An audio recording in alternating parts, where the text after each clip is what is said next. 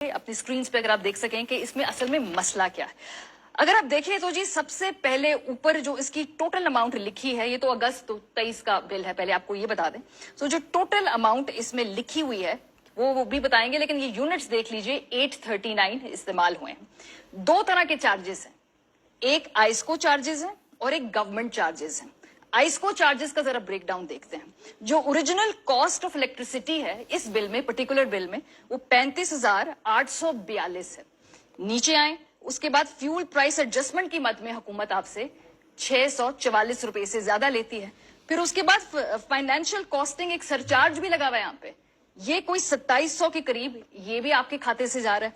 इसके बाद एक क्यूटीआर टैरिफ है, और क्यूटीआर टैरिफ में जो कैपेसिटी बिल्डिंग वगैरह होती है उसका खर्चा आपसे लिया जाता है।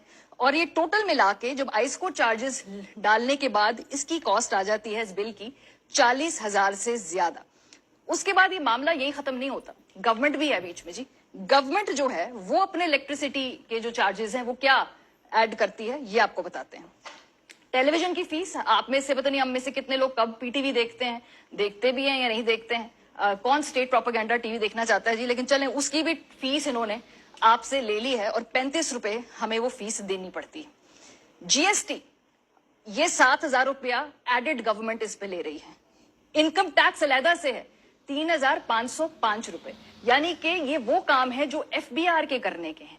जो टैक्स जमा करना है दूसरे इदारों ने, वो अपना काम नहीं करते, तो आपके बिजली के बिल में लग के वो टैक्स आते हैं और आप और हम अपने इनकम टैक्स देते हैं, अपनी जो तमाम चीजें खरीदते हैं उसके ऊपर टैक्स देते हैं, उसके बाद बिजली के बिल के ऊपर भी हम ये टैक्स देते हैं। जो मुतल्लिका इदारे हैं वो अपना काम नहीं करेंगे, लोगों की जेबों से ये टैक्स निकलवाएंगे।